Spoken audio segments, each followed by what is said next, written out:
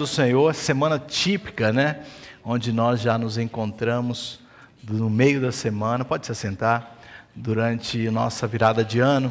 E agora mais um culto. Eu sei que é atípico esse tipo de atividade, mas é ao mesmo tempo glorificante e bom estarmos juntos sempre que possível. Essa noite nós não temos a presença do pastor Fernando, porque ele está em Marim. Marim começa uma nova fase. Os cultos de Marim agora são na sexta-feira e eles não têm mais culto aos domingos, ou seja, eles vão estar conosco aos domingos agora, e o culto semanal de Marim agora é na sexta-feira, no mesmo horário que a gente está tendo aqui. Então o pastor foi lá hoje, como o primeiro culto do ano, como se diz, né? Set the tone, né? Já estar com eles e determinar direções. Várias mudanças e mudanças boas acontecendo. Também São José vai estar se juntando à igreja de São Ramon. A partir desse domingo eles estarão se reunindo como uma só congregação agora, como uma só unidade. Nós temos falado de unidade esse ano, é o tema que nós temos sentido da parte de Deus e vamos estar fazendo de tudo possível em todas as áreas da igreja a estarmos unidos. E um dos aspectos é estar juntos, sentando juntos, amém? Então a gente vai tirar essa ideia de cada um sentar num canto quando estiver vazio, sentar bem juntinho, bem aconchegante, porque a ideia que a gente quer passar é que a gente está unido para fazer diferença, para vencer e conquistar no Senhor. Fernando também está de férias hoje, por isso que você não viu. Quero agradecer mais uma vez o Walter pela sua presença, estar conosco, apesar do difícil mudança do seu schedule e tudo, você pode estar conosco hoje, vai estar domingo. Deus te abençoe, muito obrigado mesmo, que o Fernando tenha uma boas férias, merecidas férias, e possa descansar e voltar bem para louvar ao Senhor. Nesse momento eu quero tirar as ofertas e dízimos, eu quero que você prepare a sua primeira oferta do ano. Talvez você não teve a oportunidade de entregar na virada do ano, e nós queremos que você faça a primeira oferta do ano ao Senhor. É sempre bom poder chegar diante de Deus com as mãos cheias, cheias de bênçãos, cheias de saúde, cheias de alegria, e é uma oportunidade única você poder dar a Deus, porque Deus dá sempre muito mais a nós. Se a gente parar para contar as bênçãos que o Senhor tem derramado sobre nós, sem dúvida você ficaria noites e noites pensar como Deus tem sido bom comigo. Eu pensava quem tem acompanhado as notícias, como a vida é cheia de surpresa e às vezes o dinheiro de nada adianta. O acidente de Schumacher tem pegado todo mundo de surpresa. Um homem que hoje está completando 45 anos de idade, está no hospital à beira da morte, só um milagre para salvar aquele homem. E realmente que a gente vê que a vida é cheia de surpresas, a vida é cheia de incertezas. Ele jamais imaginou que um acidente de esqui poderia tirar a vida dele ou deixar ele na situação que ele está. É o que a gente vê na vida, cheia de surpresas. E me deu um medo tremendo, porque eu fui para Lake Tahoe e eu deixei minha filha descer um morro altíssimo. Depois que caiu a ficha, eu falei, meu Deus, eu sou maluco. E vi o acidente de Schumacher, eu falei, neve não é brincadeira. Nenhum esporte é brincadeira, todos os esportes precisam ser feitos com bastante cautela. Mas o que mostra que na vida o dinheiro, irmãos, não é tudo. Por isso que a gente não é apegado ao dinheiro. Eu falo isso porque dinheiro não compra saúde, dinheiro não compra vida. O que a gente precisa é de Deus, amém? Não estou dizendo isso que o cristão não vai sofrer. Claro que a gente vai sofrer, claro que a gente vai enfrentar dificuldades. Mas na hora da adversidade, a melhor coisa de ter é Deus, amém? Não sei se ele tem, eu oro que ele possa conhecer, a sua família conhecer o Senhor nessa hora. Porque só Deus tem o socorro presente na hora da angústia. Amém? Vamos orar neste momento. Pai, eu quero te agradecer pela vida de cada um que está aqui essa noite. Obrigado pelas ofertas, Senhor, que entregamos a Ti. Abençoe, Senhor Jesus, cada um que entrega. Estabeleça nesse ano, Senhor, um ano de vitória em nossa área financeira. Que não venhamos ter surpresas nas nossas famílias. Cuida de nossa casa, Pai, como o Senhor cuidou no ano de 2013. É o que te pedimos, em nome de Jesus. Amém. Eu tenho um aviso das mulheres, enquanto as ofertas estão sendo tiradas. A primeira oração das mulheres vai ocorrer no próximo sábado, sem ser amanhã. No próximo sábado, às 10 horas da manhã, não é isso? 10 horas? 10 horas, sem ser amanhã. No próximo sábado, as mulheres darão início à sua oração quinzenal, que é quinzenal, né? Então, você já vem preparado no próximo sábado para estar com as mulheres, você que ora sempre com elas. Outra coisa é que domingo, nosso primeiro culto do domingo do ano será um culto de missões e um culto de comunhão, onde nós teremos a ceia do Senhor e logo depois teremos o almoço. Hoje, tem uma música tocando aí. Hoje nós não teremos cantina, eu pedi que não tivesse, porque eu senti da parte de Deus que hoje nós estaríamos fazendo uma vigília. Compartilhei isso com o pastor, ele achou muito bom e a gente hoje vai estar orando, aqueles que podem estar conosco. Porque eu creio que a melhor direção que a gente pode dar para a nossa vida é estar ouvindo de Deus. É sentir da parte de Deus o que Deus espera de nós para esse ano. Então, eu acho que, sabiamente, antes de você determinar qualquer alvo para você esse ano, seja estudar, casar, comprar, vender, mudar, ore ao Senhor. Busque a Deus. Mesmo que Deus aparentemente não responda a sua oração na hora que você estiver orando aqui hoje, as suas orações estarão sendo ouvidas. Deus estará ouvindo. E é importante a gente mostrar a Deus, com as nossas ações, que o nosso coração é entregue a Ele. Que o nosso coração depende dele para vivermos, para tomar decisões. Então a gente determinou que a primeira sexta-feira do ano a gente estaria fazendo uma vigília. Eu quero te convidar, você que pode estar conosco, a ficar conosco. Eu não sei quanto tempo nós vamos ficar aqui. Eu determinei que não mais de meia-noite, por causa das atividades que muitos têm amanhã. Então eu não sei se vamos até meia-noite, mas o meu alvo é que não fiquemos mais de meia-noite, para a gente ter um ponto que a gente vai ficar. Senão fica aqui, vai ficando, até que hora vamos ficar? O máximo meia-noite. Não sei se vamos chegar até meia-noite. O pastor vai sair de Marim, vai vir para cá. O pastor Fernando vai estar conosco. Então, se você puder ficar conosco, o tempo que você puder ficar vai ser muito bem-vindo. Eu entendo se você não veio preparado, não tem crianças e tudo mais. É claro que a gente entende isso. Mas hoje a gente vai começar orando. E falando de oração, eu quero que você abra a sua Bíblia em 1 Reis. 1 Reis, capítulo 20. Tem uma história muito importante para a gente que vai orar. A gente que crê em oração. A gente não fala de oração simplesmente, não encoraja a igreja a orar simplesmente porque é parte do calendário cristão. Não, pelo contrário, a oração é encorajada na Bíblia e nas igrejas, porque a oração funciona. Quantos creem nisso? Oração funciona, irmãos. Talvez você não tenha experimentado algo ainda da parte de Deus por causa da oração. Talvez porque você não orou, ou talvez porque orou e a resposta não foi o que você queria, mas Deus respondeu. Oração funciona. Todas as vezes que eu penso em oração, e penso em uma oração objetiva, que leve a Deus em nosso favor, eu penso nessa história de 1 Reis, capítulo 20. Não que eu creia que todas as orações que iremos fazer será da mesma forma que a oração do capítulo 20 de 1 Reis. Não. Há momentos que a oração será feita, Deus fará o que Ele quer fazer, ou seja, o objetivo, a ideia de Deus não vai ser mudada, mas há momentos que eu creio que a oração pode mudar uma história, pode mudar uma vida, pode mudar uma situação.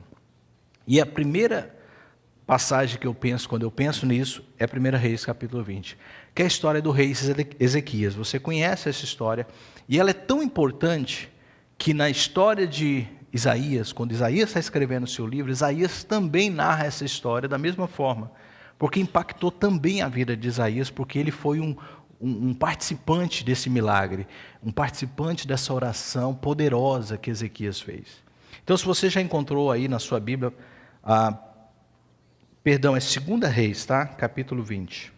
Eu disse para você 1 Reis, mas é 2 Reis, capítulo 20. Mas só um livro para frente, 2 Reis, capítulo 20. Verso de número 1. Naquele tempo, Ezequias ficou doente e quase morreu. O profeta Isaías, filho de Amós, foi visitá-lo e lhe disse: assim diz o Senhor, ponha em ordem a sua casa, pois você vai morrer. Não se recuperará. Verso 2, Ezequias virou o rosto para a parede e orou ao Senhor. Lembra-te, Senhor, como tenho te servido com fidelidade e com devoção sincera. Tenho feito o que tu aprovas. E Ezequias chorou amargamente. Antes de Isaías deixar o pátio intermediário, a palavra do Senhor veio a ele. e disse: volte e diga a Ezequias, líder do meu povo, assim diz o Senhor, Deus de Davi, seu predecessor, ouvi sua oração e vi suas lágrimas. Eu o curarei. Daqui a 3 dias você subirá ao templo do Senhor. Acrescentarei 15 anos à sua vida e livrarei você e esta cidade das mãos do rei da Síria. Defenderei esta cidade por causa de mim mesmo e do meu servo Davi. Verso 7, somente até aí. Então disse Isaías: prepare um esplantrato de figos. Eles o fizeram e então aplicaram na úlcera, e ele ficou recuperado. Ezequias é um dos reis da história de Israel, conhecido como um bom rei. Se você gosta de história bíblica e acompanha as histórias dos reis de Israel, depois que houve a separação das tribos do norte e da tribo do sul, sendo a tribo do sul a tribo de Judá, nós intercalamos histórias de bons reis e maus reis, principalmente no sul, porque no norte só tínhamos reis ruins, reis que não serviam a Deus, reis que seguiam seus próprios desígnios, seus próprios corações, reis que não oravam, que não buscavam a Deus. Mas no sul, na região do sul, em Judá, nós tínhamos reis bons, que intercalavam de vez em quando com reis ruins. E rei Ezequias é conhecido como um bom rei, um dos reis de Israel, ou de Judá, perdão, bom, porque depois que houve a separação, o norte ficou conhecido como Israel e o sul como Judá. O apego dele com Deus era algo tremendo. Ele, no início do seu ministério de rei, resolveu fazer uma limpeza geral naquele país. Ele pegou o seu sucessor, um rei ruim, um país destruído, sem temor a Deus. É como se, por exemplo, um pastor entrasse numa igreja e visse tudo errado, visse a igreja seguindo caminhos que não condiziam com Deus. E ele resolve fazer uma reforma, resolve consertar os erros. Ezequias é um desses reis que chega e fala: não, voltemos para o Senhor. Ele tira todos os altares de deuses que tinham sido edificados no seu país, ele proíbe que os profetas de Baal estejam circulando no meio deles, ele chama o povo de volta a uma aliança com Deus e ele restaura o culto a Deus. Isso é algo que alegrou muito o coração de Deus. Toda vez que você faz algo para Deus, voltado para a sua palavra, você alegra o coração de Deus. E na história desse rei, tudo que você encontra são bons atos, boas coisas. O profeta Isaías, no entanto, vem de trazer uma notícia ruim. Eu fico pensando na vida desse homem, e às vezes a gente tem um contexto um pouco errado do que parece ser uma má notícia. Na verdade, na concepção de Deus, isso não era uma má notícia. Se você soubesse o dia que você ia morrer, exato, e tivesse um recado de Deus, da forma que Ezequias tem, na perspectiva de Deus, é uma boa notícia. Porque você não vai deixar nada bagunçado, você vai preparar todo o cenário, vai deixar sua família em ordem, vai deixar as coisas em ordem, vai pedir perdão para quem você tem que pedir perdão, vai consertar a sua vida com Deus e vai para o céu. Olha que maravilha. Se todos nós soubéssemos o dia que a gente vai morrer, não seria tão ruim. A gente, não quero saber. O ruim é ser pego de surpresa, com dívida, com nome sujo na praça, com problema com fulano, ciclano, beltrano. Isso é horrível. Ainda chegar diante de Deus e falar: é pelo sangue de Jesus que eu estou aqui. Então, na verdade, na perspectiva de Deus, não era uma má notícia. Mas o contexto demonstra que, embora Ezequias era um bom rei, ele não estava preparado para morrer. Assim como a maioria de nós não estamos. Quem está aqui preparado para morrer? Alguém? Você ama? Quantos amam o céu? Quantos amam o céu? Nossa, vocês ficaram com medo. Mas ninguém quer ir para lá agora, Ninguém está pronto para morrer, A gente ama Deus, mas ninguém quer partir agora. Então, eu entendo Ezequias. Ele não estava psicologicamente preparado, embora na perspectiva de Deus, Deus pensou que estava fazendo um bom favor para Ezequias. Esse homem consertou toda a minha terra, deixou tudo certinho, eu agora vou trazer ele para junto de mim. Vou trazer ele para perto de mim. E a gente lê que, na verdade, Ezequias não viu dessa forma. Bem, eu tenho esse texto aqui como um dos textos que me ensina muita coisa sobre oração e sobre as coisas da vida. Primeiro é que, no mundo, como disse Jesus, todos vão sofrer. Você já descobriu que bons e ruins vão sofrer. Não importa se você é uma pessoa que só faz coisa certa, se você é uma pessoa que faz tudo errado, e às vezes eu até fico triste às vezes com Deus, porque tem gente que faz muita coisa errada e parece que nada de ruim acontece com eles. Mas a verdade, eu tenho aprendido que as palavras de Jesus são muito verdadeiras. No mundo nós teríamos o quê? Aflições. A história desse rei me mostra que má notícia chega para todos. Chega para bons, chega para ruim, chega para quem está servindo a Deus, chega para quem não está servindo a Deus. Aparentemente, esse homem estava com a vida toda boa, servindo a Deus, no melhor do seu ministério, né, como rei, e, de repente, ele é o quê? Acometido com uma enfermidade, uma doença. A gente não tem detalhes da doença, a gente sabe, o texto usa uma úlcera, mas no nosso contexto, né, de Brasil, na nossa língua, úlcera é algo interna, é algo que a gente entende como úlcera de estômago, tudo, mas era possivelmente uma lepra, uma enfermidade de pele gravíssima que poderia tirar a vida dele. Era algo que, sem dúvida, ele já sabia mesmo antes de Ezequias chegar, que ele estava enfermo. Ele não sabia talvez que era para a morte imediata. Quando o profeta vem a ele, possivelmente no seu coração ele se alegrou. Porque imagine, você está doente, o pastor vai te visitar. Você não pensa que eu vou levar uma notícia ruim? Não é verdade? Você não pensa que eu vou lá, irmão, vim te visitar, porque você vai morrer. Na verdade, o coração de Ezequias se alegrou quando ele viu Deus, o profeta, né, o servo de Deus chegando. Quando a gente está doente, tudo que a gente quer é que um servo de Deus nos visite. Mas aquele homem foi com uma missão muito triste. Eu imagino que no coração de Isaías, o coração dele não estava muito feliz de levar aquela notícia.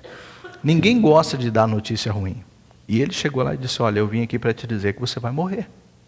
Já pensou isso, irmãos? A profecia dessa. Alguns iam amarrar, iam falar, isso não é profecia, isso não é de Deus. Mas a história mostra que, sim, era de Deus. Que sim, Deus havia falado para aquele homem que ele ia levar o seu servo. E no contexto de Ezequias, para um homem bom, para um homem servindo a Deus.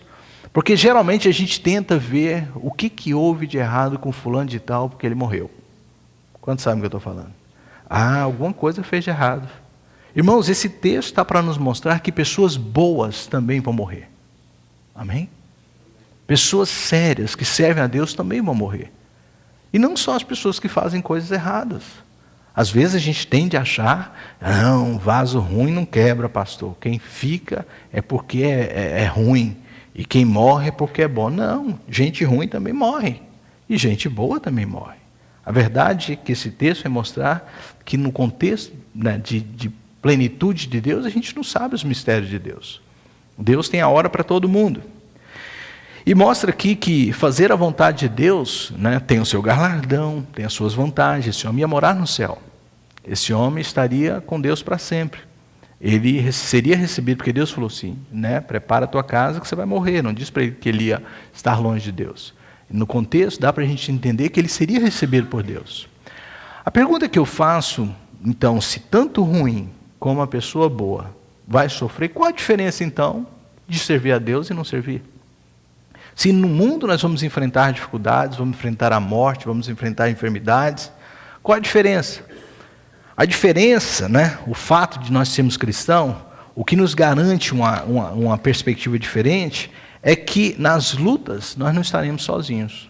Na hora de enfrentar a dor, na hora de enfrentar a enfermidade, você não vai estar só.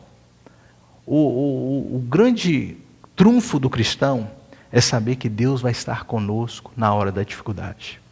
Alguém postou assim no Face, eu acho, eu prefiro estar num barco afundando com Jesus dormindo do que na boa maré com o diabo remando. Gostei. Muito sábio. Eu prefiro ter Jesus no meu barco e ele está afundando a tempestade, porque eu estou tranquilo, do que está tudo na bonança e o diabo lá remando, me levando para o inferno. Deus, se for preciso que eu passe por lutas. Quantos podem dizer amém? Mas que Deus esteja comigo, o principal. A diferença é ter Deus conosco. A diferença é ter Deus do nosso lado. É saber que no mundo eu vou enfrentar aflições, mas Jesus falou que eu deveria ter bom ânimo. Por quê? Porque eu estou convosco todos os dias. Eu não vou te abandonar. Eu não vou te deixar na hora da dor. Eu não vou te deixar na hora da enfermidade. Não vou te deixar na hora do desespero. Eu vou estar do seu lado. As notícias vão vir, mas nós vamos estar com o Senhor. Felizes, seguros. O ano 2014 é um ano que vai trazer boas e más notícias. A gente não sabe. Talvez no ano 2013, você já pensa, pastor, pior que 2013 não tem jeito. Meu Deus, já foi difícil para mim. Pode ser que não seja igual a 2013. Nenhum ano é igual ao outro. A verdade, eu ouvia nessa semana, alguém escreveu também algo muito sábio. Eu gosto de ler coisas inteligentes. Um poeta disse o seguinte, que os sons dos fogos são para ocultar o barulho e desespero do nosso coração, ao saber que temos um ano em branco para ser escrito. Ou seja, nós não sabemos o que vem, não é verdade? E os fogos nada mais é do que maquiam o nosso desespero, da incerteza de saber o que vem por aí. O que nos espera? Na verdade, sim, o nosso coração está cheio de expectativas novas, boas, queremos o melhor, mas a gente sabe, e essa história de Ezequias vem nos lembrar, que notícias ruins podem chegar. A diferença é que nós estaremos com Deus. Deus vai estar conosco até o final. O segundo ponto que eu aprendo com essa história tem a ver com o que nós vamos fazer essa noite, a oração. Deus continua a responder orações. Quantos podem dizer amém? Deus responde orações. A gente ora para ter comunhão com Deus, a gente ora para se interar com o Espírito de Deus, mas a gente ora para ser atendido também. Nem sempre Deus vai atender da forma que a gente quer. Mas a história de Ezequias mostra que a oração, ela tem um poder tremendo. Eu não sei como é esse mistério. Se Deus sabe todas as coisas e como as coisas irão acontecer, por que Ele me pede para orar? Eu já fiz essa pergunta, você já fez? Ou seja, se Deus vai fazer tudo o que Ele quer, se os céus e a terra são guiados por Deus, Deus sabe já o final de todas as coisas, quem vai se salvar, quem não vai se salvar, quem vai para o céu, quem vai não. Para que eu vou orar? Eu já cheguei a me perguntar, para que eu vou pregar? Todo mundo que vai, já vai mesmo. A diferença é que eu não sei quem vai e quem não vai.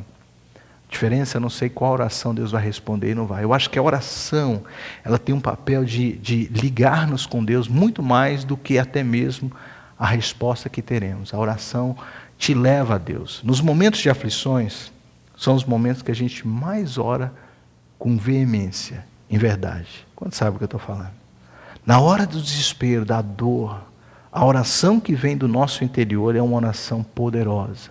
Eu não estou dizendo com isso que eu quero passar por aflições, e nem você, para que nossas orações sejam efetivas, poderosas, com coração, com a alma. Mas verdadeiramente nessas horas a gente interage com Deus de uma forma como nunca. O fato de Ezequias ter virado para a parede, a gente coloca aí novamente na situação dele, verso 2. Depois de ouvir a sentença de morte, depois de ouvir a declaração, diz que Ezequias virou para a parede e orou. Eu ilustro essa parede como a barreira que estava diante dele. Ele olhou para aquela parede como se realmente houvesse um obstáculo diante dele. Uma dificuldade. Nós na vida temos momentos assim, que você vai a Deus orar porque existe o quê? Uma parede, uma barreira que te impede, fala assim, isso é o fim. Bater com a cara na parede e dizer, chegou o final da linha, não tem mais jeito. Às vezes a gente pensa, né? A gente quando é jovem, a gente acha que nunca vai morrer. Quando a gente é jovem, a gente faz tanta estupidez. Eu não sei se você foi como eu fiz tanta besteira como jovem. Não fui de usar droga, não fui de beber, mas com velocidade eu fiz cada maluquice que hoje eu paro para pensar e eu falo, meu Deus, o que eu achava que eu tinha? Cabeça de aço? Não, cabeça de maluco. E eu fico pensando, jovem, por isso que a gente perde tantos jovens tão cedo. Porque eles acham que não vão morrer. Eles acham que são indestrutíveis, que não pode nunca acabar a vida deles. E a verdade é que a vida, o fim da vida vem para todos. De vez em quando a gente vê que pessoas estão dando com a cara na parede. Chegou o final da vida. Chegou o final. Porque brincou, usou, e a vida se acabou. E o símbolo de Ezequias se virar para a parede é isso. São momentos na vida em que você chega e fala assim, aqui agora, eu preciso de uma intervenção divina. Se Deus não intervir neste momento, se Deus não fizer algo, acabou aqui. Eu sei que não no contexto de enfermidade, talvez, mas na sua vida hoje existe uma parede. Eu conheço a maioria de vocês. Eu sei que alguns de vocês precisam de uma intervenção divina na legalização esse ano. Eu sei que alguns de vocês estão diante de uma parede, que se Deus não remover, se Deus não mudar a situação, é o fim da linha. Ou seja, já foi decretado pelo juiz, Deus, já até mesmo usou pessoas para falar, olha, não tem mais jeito, mas você está diante de uma parede. E a história de Ezequias vem me lembrar que a parede não é o final. Quantos podem dizer amém? Irmãos, quando você estiver diante de uma parede, seja ela a morte, seja o que for, não é o final. Nós acompanhamos a história do Ramos há poucos dias, meses atrás.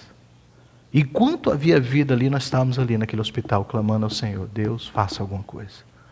Os médicos vinham, traziam um diagnóstico cada vez pior.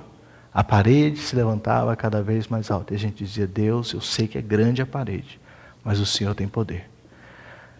Querer que a parede seja removida, como foi a história de Ezequias, é o que todo mundo queria. Eu não sei por que Deus não ouviu. Na verdade, até hoje eu me pergunto, por que Deus? Eu não sei. Por que pessoas jovens morrem? Eu não sei. Por que crianças morrem? Eu não sei. Mas a parede não pode ser para nós que cremos no Senhor o fim da linha. Ezequias vem me mostrar que quando se levantar uma parede da minha vida, a minha atitude primordial tem que ser o quê? Orar. Buscar ao Senhor. Oração é poderosa. Oração pode muito em seus efeitos.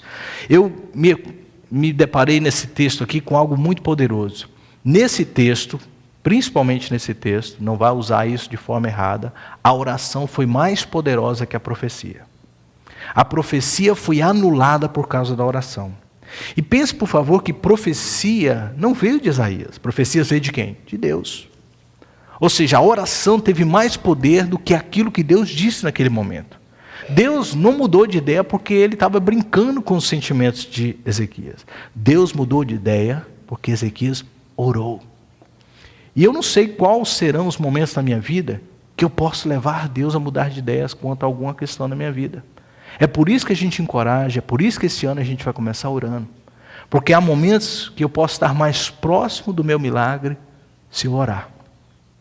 O milagre pode estar chegando e a gente precisa de quê? De estar batendo. Jesus diz que aquele que bate, abre-se-vos-á. Aquele que busca, encontrará. A gente tem que continuar orando. Eu me lembro de ilustração também que eu vi uma vez que havia um peso para o milagre. E cada oração era como uma cartinha que era enviada. E cada oração que era enviada ia levando um peso na balança. Um dia a última oração chegava ao peso do meu milagre e ele chegava sobre mim. Então eu achei muito bacana porque na minha vida eu experimentei algo semelhante.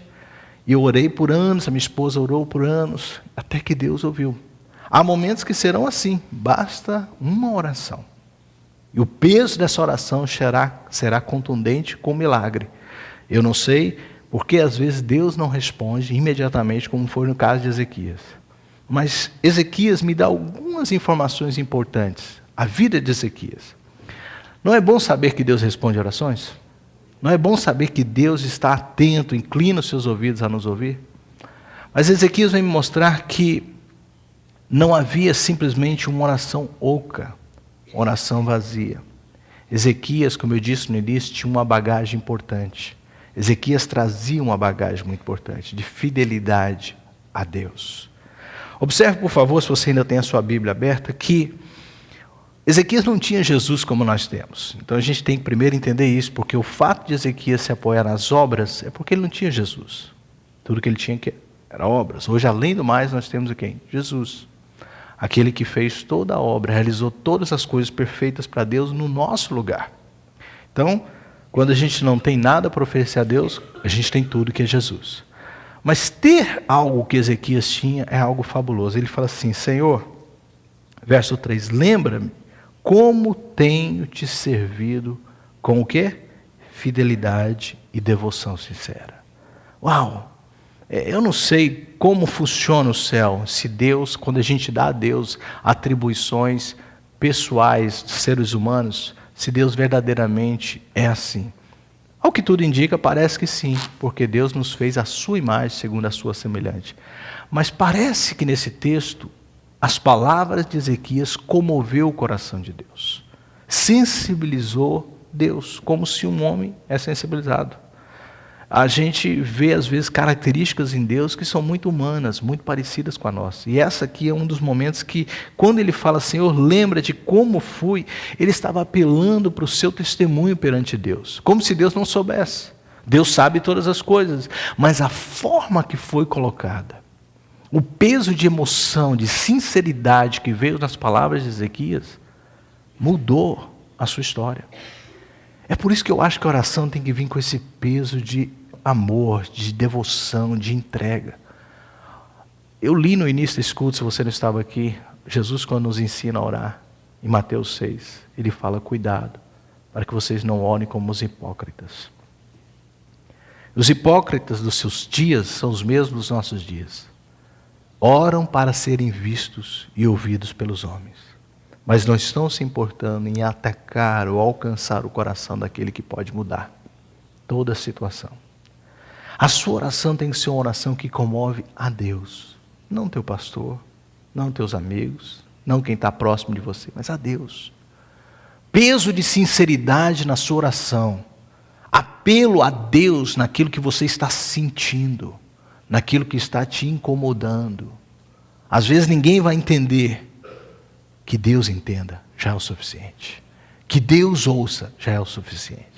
A tua oração tem que vir com peso de tocar o coração daquele que pode mudar a sua história, daquele que pode mudar a sua vida, mudar o seu momento, te remover a sua parede. Ele diz aí, Ezequias, quando ele orou, Senhor, eu sempre lhe fui fiel, lembra disso? Deus sabe todas as coisas, mas o peso de emoção que trazia era um argumento muito forte, que Deus não podia ignorar. O favor de Deus é para aqueles que andam na verdade, irmãos, e o amam de todo o coração. É muito bom saber que Deus me ama por causa de Jesus. Não é bom saber? Mas é tão bom saber que Deus me ama também por aquilo que Jesus já fez na minha vida, na sua vida. Não é bom? Saber, falar assim, Senhor, no dia que o Senhor me conheceu para agora, eu estou sendo transformado. Eu não sou perfeito, eu tenho defeitos, mas olha como eu tenho tentado andar, Senhor. Olha como eu tenho me apegado à Tua verdade. Olha, Senhor, como eu tenho me evitado diariamente a andar nos caminhos do ímpio. Isso é um argumento tremendo. E a gente sabe que isso tem um valor tremendo, porque a história de Ezequias me conta. Ezequias é uma história que mostra que a oração tem poder. E o peso do nosso testemunho vale muito na hora da nossa oração. Eu quero te convidar esse ano a orar a Deus durante todo o ano, mas junto com a sua oração, desenvolver um testemunho perante Deus. Preste atenção, não dos homens, Deus. Deus conhece a sua vida. Deus conhece você 24/7, 365. Deus sabe quem você é. E há momentos, irmãos, que sinceramente, a oração da igreja tem poder, a oração do teu pastor tem poder, mas não há nada mais poderoso do que a sua oração com o peso do teu testemunho. Preste atenção nisso. O peso do teu testemunho perante Deus. De chegar, Deus, tu sabe como eu tenho andado perante o Senhor. Tu sabes como eu te amo, Senhor. Pai, eu preciso de mais vida. Eu preciso desse milagre. Eu preciso dessa vitória financeira. Eu preciso disso, Senhor. Irmãos, e esse texto me mostra que Deus pode mudar a minha história. Eu quero começar esse ano desenvolvendo perante Deus uma vida de testemunho para que a minha oração seja poderosa. Para que quando eu orar, não pelos irmãos, para sair fazendo show, não, para mim. Quando eu buscar Deus, quando você buscar Deus, para Deus te ouvir. Essa história impactou tanto a vida de Ezequias como de Isaías. Porque no capítulo 38 do livro de Isaías, Isaías, dentre todas as histórias que ele participou, ele não escreveu nenhuma, só de Ezequias. Porque aquilo foi tremendo. Ele falou assim, Deus, antes mesmo de eu sair do lugar, já tinha falado para me voltar. Porque ele tinha ouvido a oração daquele homem. O peso da vida daquele homem foi algo que impactou também a vida de Isaías. Isaías era um profeta de Deus. Ele viu aquele homem e falou assim: uau, isso é algo tremendo. Imagine você, num momento de dificuldade, alguém vem orar por você, ora ou te entrega uma palavra, e na mesma hora você fala assim: sabe uma coisa, irmãos? Eu vou orar aqui, e Deus vai mudar a minha história agora. E você fizer isso, e as pessoas verem como Deus está do seu lado. Que poder tremendo, né? Quando Deus ouvir a sua oração a teu favor. Esse ano eu prego essa mensagem, trazendo no meu espírito um desejo que a igreja do Senhor, que a nossa igreja, aprenda a desenvolver um relacionamento com Deus, que a sua oração seja ouvida por Deus, que a sua oração chegue ao céu, que a sua oração comova a Deus, que a sua oração transforme situações. Nós queremos profetas no nosso meio, nós queremos pessoas usadas pelo Espírito Santo, mas nós queremos uma igreja que ora e que Deus ouve. Nós queremos pessoas conhecidas no céu pelo testemunho de vida que tem. Como era Jó, como era Isaías, como era Ezequias. Homens que tinham bagagem, tinham crédito perante o Senhor. Eu não tenho mais tempo, a história mostra que, às vezes, mesmo com oração, Deus vai usar outros meios. No caso de Ezequias, Deus usou uma passa de figos, que eu fui estudar um pouquinho sobre isso, nada mais era do que uma fórmula muito usada para curar aquele tipo de úlcera que ele tinha. O que me mostra a participação da medicina, mesmo com a oração. Há momentos que Deus vai usar somente o poder da oração, ou em conjunto com algo que Ele próprio criou. Afinal de contas, tudo foi criado por Deus. E isso não desfaz o milagre. Não desfez o fato de Ezequias estar morrendo e Deus mudar e dar a ele 15 anos. E os 15 anos que ele viveu exatamente foram exatos, diga-se de passagem, foram anos não muito bons da vida dele. Ele não soube aproveitar. Era melhor ele ter morrido logo, né? Porque ficou 15 anos fazendo besteira. Às vezes Deus sabe mais do que a gente. E às vezes Deus diz: filho, você está pedindo isso? Eu vou te dar. É isso que você quer? Eu vou te dar, mas depois você não reclama não. Porque é isso que você pediu. Seria melhor se ele tivesse ido, Deus sabe todas as coisas. Então, na cura, há momentos que vai vir em conjunto com outras coisas, o seu milagre vai vir em conjunto com outras coisas, mas não desfaz que é o fato de Deus ter ouvido a sua oração. Eu quero que você não perca o que é a oração diante do milagre. Deus pode usar outros mecanismos, Deus pode usar um advogado, Deus pode usar um juiz, mas é a oração que foi o diferencial. Em várias passagens da Bíblia, a gente ouve, por exemplo, em Tiago capítulo 3, se está alguém enfermo entre vós, chame os presbíteros da igreja, unja com óleo e a oração do justo, vai curar aquele enfermo. E se houver cometido pecado, serão perdoados. Há outras passagens onde a gente é encorajado a orar e fazer algo. E o fator comum nesses aspectos são oração. Às vezes vem junto com óleo, vem com imposição de mãos, vem os presbíteros. Mas o que une todas essas histórias na Bíblia, que há milagres, é oração. E eu preciso que você entenda isso. Entenda que quando a gente encoraja a igreja, e eu quero abrir meu coração, a igreja o ano passado não orou como já orou no passado. Eu falo porque eu participo da maioria das orações da igreja. E eu falo como igreja, não falo em casa, não tenho como julgar a sua vida em casa. Mas como igreja, a gente não estava orando como deveríamos orar. Então por isso que eu falei: pastor, nós precisamos começar o ano determinando o tom que a gente quer levar à igreja. A gente tem falado: Senhor, nós queremos estar em unidade. Mas uma unidade que começa contigo, começa com o corpo orando, buscando ao Senhor. Então eu vou terminar este culto dando liberdade para aqueles que querem ir embora, que precisam de ir embora e ir para casa. E te encorajando a ficar um tempo conosco, buscando ao Senhor. Eu tenho as minhas paredes que precisam ser removidas, você tem as suas. E às vezes a gente ora abrindo o nosso coração para outros orarem conosco, mas há momentos que eu tenho que chegar na presença de Deus, baseado naquilo que Jesus fez por mim, baseado naquilo que eu tenho feito por Deus, bater na porta e falar: Deus, tem diante de mim uma situação que eu preciso da intervenção do Senhor. Às vezes é pública, às vezes é pessoal, ninguém sabe. Só você sabe como aquele tem te impedido, como aquele tem te atrapalhado, como aquele tem sido um obstáculo, e você precisa de remover. Vamos parar de ser o crente 6 horas. Né? Irmão, vocês oram por mim, pedido de oração em tudo que é lugar, mas você próprio não tem orado. Você próprio não tem pagado o preço. Então, antes de qualquer pessoa orar por você, em qualquer necessidade que você tem, seja o primeiro a orar. de virar diante do seu problema e falar, esse é o meu problema, mas Deus, tem misericórdia de mim. Muda a minha situação. Intervenha a meu favor. Eu fui muito impactado com o milagre que Deus fez na vida da irmã Mari. Ela compartilhou comigo algo tremendo.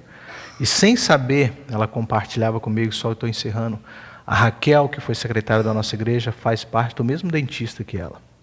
E ela foi para o dentista, e ela sabia que a Maris era da igreja, mas ele não tinha compartilhado com ela. Ele chegou assim, o dentista falou assim para Mari, Mari, essa semana eu presenciei um milagre. Hã? Falou para Raquel, perdão. Raquel, essa semana eu presenciei um milagre aqui. É uma pessoa e começou a contar a história da Mari para ela.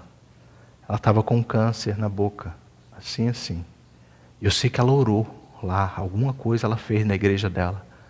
E eu fui fazer uma nova radiografia, o câncer sumiu. Eu não sei te explicar o que aconteceu. E a Raquel sabia da história já da Mari, porque ela estava na quarta-feira quando a gente orou aqui. E Deus ouviu a oração assim poderosamente, irmãos, removeu. E todos conhecem o histórico da vida da Mari, toda a família dela está lutando contra isso. É uma parede que está ali. Mas um momento como esse, a gente vê que a oração tem poder. Eu não sei o que você está precisando de orar esse ano, mas sabe, nada melhor do que começar esse ano na presença de Deus, dizendo, Deus, talvez eu não estou enfrentando nada, mas se surgirem paredes esse ano, Senhor, eu quero desenvolver um relacionamento contigo que me garanta a vitória, que eu possa sobressair, que eu possa vencer, em nome de Jesus, amém? O altar está aberto, ou você quiser orar onde quer na igreja, nós vamos ficar aqui hoje até mais tarde. Se os pais que têm crianças puderem ficar só um pouquinho depois de partirem, há professoras que vão ter que ser liberadas daqui a pouco, claro. Se puder trazer seu filho e ficar com ele aqui, amém, vai ser uma bênção.